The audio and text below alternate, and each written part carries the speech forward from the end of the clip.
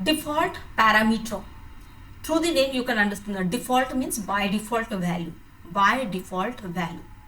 Okay, parameters means we are talking about the function header only, because in the function header we are receiving the parameters. Okay, so through this diagram you will try to understand. Parameters passing means receiving, not passing. Parameter receiving but argument not passing.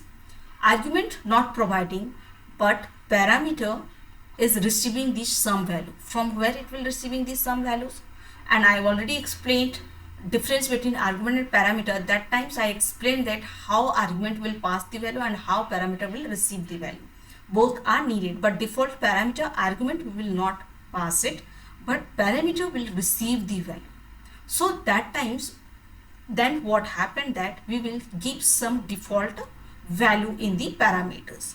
Okay, so function call accept by default parameter only, because we are not passing any argument, so that why function call accept the default parameters only.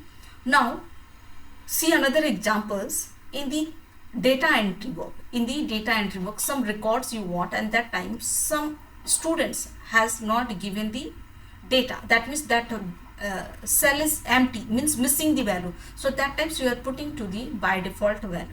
Okay, default value means some data we fix, if that data is missing, so that times you will put that data, particular data.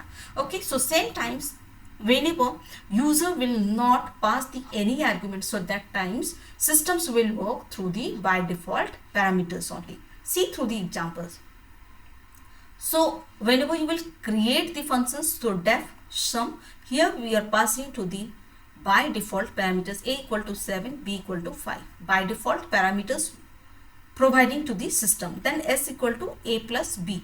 Sum it, then print sum of two numbers, then s. Now xy I have taken as an input. I have taken input, but here in the function calling I am not passing any argument.